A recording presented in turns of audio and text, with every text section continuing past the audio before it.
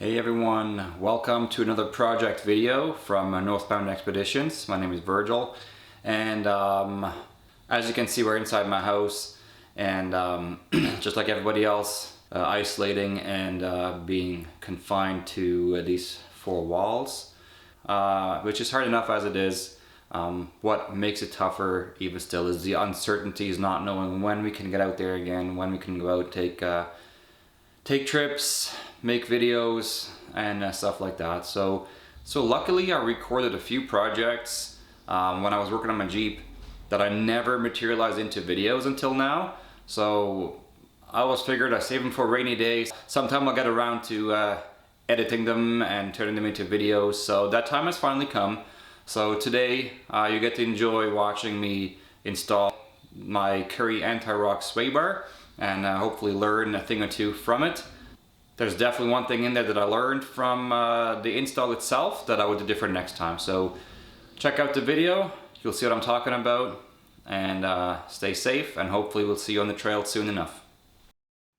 So the main reason I wanted to change from manual disconnects to the Currie Antirock sway bar was for convenience. I've played with the disconnects for quite a while, and I've replaced several sets of them and never really had any good luck. I broke one of these studs off before, I lose the pins, and it's just not convenient to disconnect them on the trail. There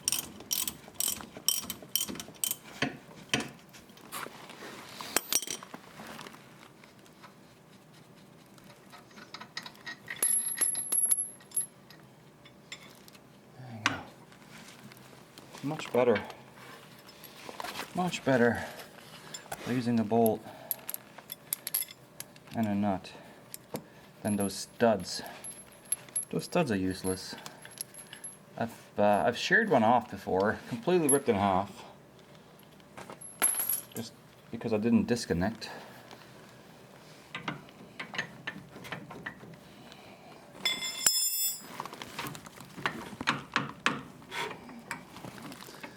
Well, if this one wants to be stubborn and not come off, then that's okay. You can stay on there, because the whole bar is going to be coming off. I'm not going to do any more work than I have to. So next up, we'll be removing the sway bar itself, just by getting down to this muddy mound over here, and same on the other side. These right here. So these are 16 mil. However, they're a little bit stubborn, and since I broke my breaker bar, I'm just gonna use my impact and see if I can get them loose.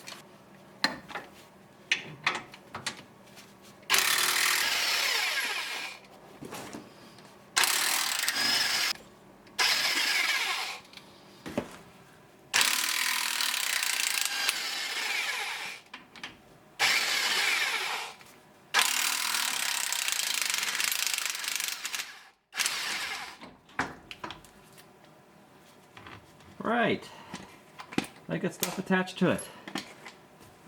Gotta cut that loose.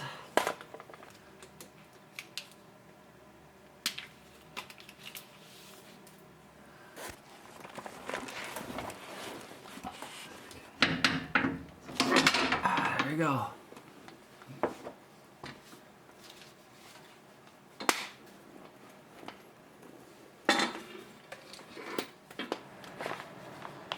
Good old instructions. Remove the factory anti-sway bar and all of its links and bracketry. Done. With a mallet and a block of wood, install the anti-rock bushings into the new frame brackets so that the flange of the bushings stop against the protruding hubs on the outboard side of the bracket. So I'm guessing this is the bracket they're talking about. These are the bushings. And the outboard, let's see. So I'm on the passenger side of the vehicle, so that's the right side, it's going to go with the right one. The flange goes in apparently like so.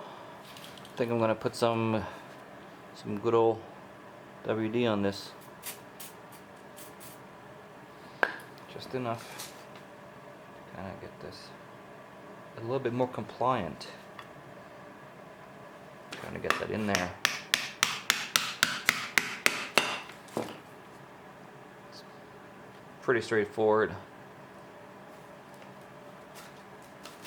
Even by hand. Doesn't take all that much force actually to get these in.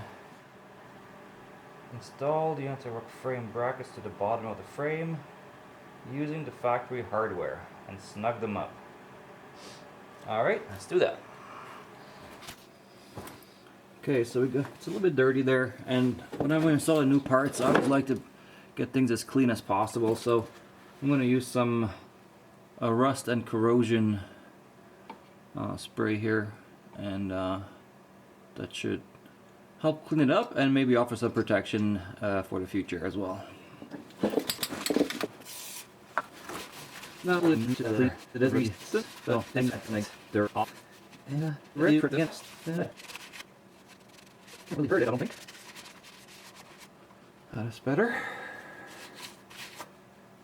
And I'm actually gonna give a squirt into the holes here to keep the rust out, and you know, a little bit future-proof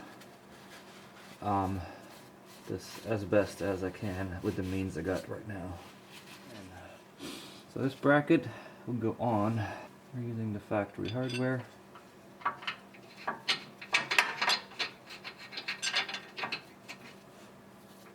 One. And I'm gonna speed this up a little bit.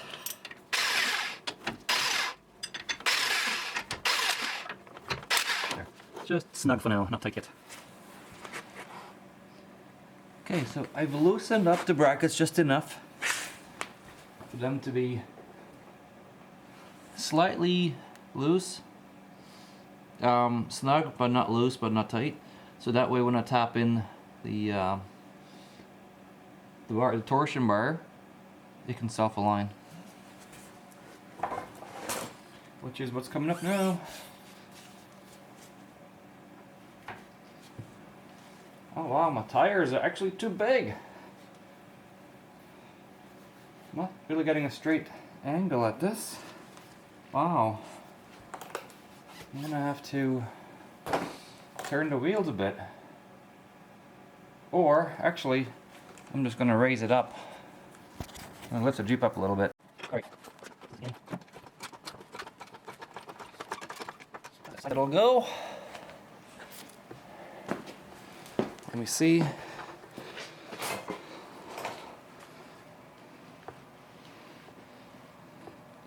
Yeah, I think we might have a clean line to get through it now. Okay, let's see.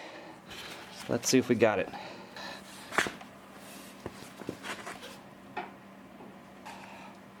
All right, mallet.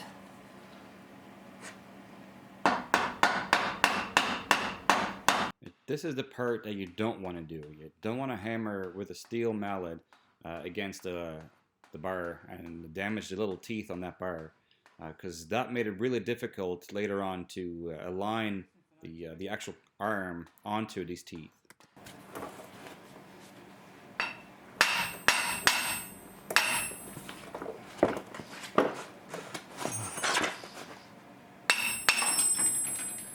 This is not as easy as one would think. Good.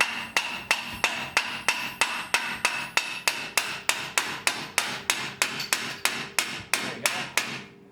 Ah, well that would be why. Maybe only put in one. Maybe I should read the instructions all the way to the end. They probably would have said in there, only put in one. No bushings, okay. Okay, so a quick catch up here. What happened is I was hammering on the other side, and that made the bushing shoot out on this side, obviously because this would put a lot of pressure on it. So I'm kind of doing things a little bit backwards now, but I'm going to put the bushing back in, or inside the bracket and over the torsion bar at the same time. And so I'm just using 1 1/4 socket, and I'm just hammering on that instead and that seems to be working so far. It's got it in a little bit. So I figured I'd show that. Might be a little trick to know in case you come across the same thing when you're doing yours.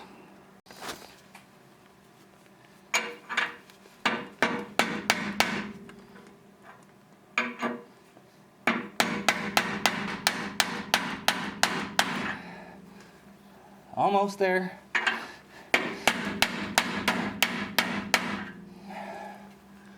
Got the both in. Haven't tied them down yet or nothing. They're just on like this for now. And I would say they're both at the same angle right now. They both seem to be pointing at the same piece of the coil.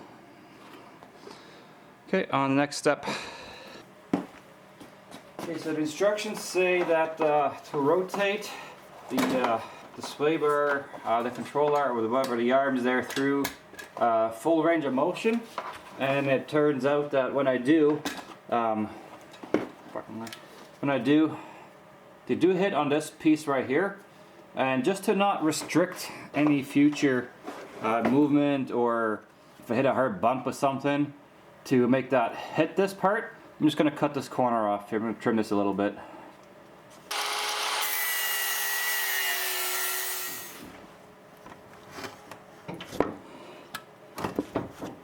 Okay, so the other side is now it's knocking, and here it's not. So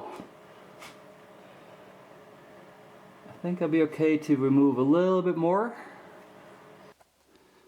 Okay, so I got the corner pieces trimmed, and then obviously I put on some spray paint to close up that bare exposed metal. So I assembled the links, sorry I didn't film it. It's very straightforward. There's a gold nut and a silver nut, and they each turn in opposite directions. So one is regular clockwise and the other one counterclockwise, and that just allows you to tighten on the end connectors. And so when you mount them, one faces towards the tire and the other one faces towards the Jeep. And that's a 19 mil on the big one, and on the inner one is a 16 millimeter to tighten those down. So I'm just going to go ahead and finish that off, and then we'll go over this real quick and talk about angles and whatnot. Okay, so the install is complete. The obviously the sway bar is angled up as it's supposed to. So when you install it, your suspension has to be at half droop. And at half droop, when you install the control arms, well, these arms here, sorry, they're not control arms, they will be a little bit downwards, like approximately so. So that when at full droop, they'll be approximately here, but you can't go any lower than that, because if it's the case, if they go beyond that point, you risk of flipping that link forward, and then it can hit the bumper, and that's no bueno. And that's explained in the instructions as well. So this is the shortest that this can be. These are all the way down as far as you can go on both sides. So that's the natural way it sits right now. I don't have a very tall lift on my Jeep. It's a 2.5 inch lift, which after the weight of the bumper and whatnot, it's probably more compressed down to a 1.5 inch, or maybe even just or 2 inch if I'm lucky. So as you can see, my coils are quite compressed, and I really don't have a lot of up travel, but maybe that's something I'll upgrade in the future. But for now, it's working quite well for me, and I'm not intending on spending any money on it anytime soon. So that's it for the angles here. The install was pretty straightforward. One point of advice I would give is don't use a metal hammer, a metal mallet to hammer in the bar behind here, as even the slightest bit of indentation is going to make the install harder, as I found out the hard way. Because I'm usually pretty stubborn, and if something doesn't go, I'll go to the bigger tools. But yeah, don't do that. Use a mallet, and or if you use a BFH, then at least use a piece of wood between, so you don't damage the teeth on this. So now I'm done, and what I have left is this, and I'm not sure for what. Everything is installed, everything is bolted on, so I really have no clue what this is for. If you do know, please let me know in the comments below. And thanks for watching.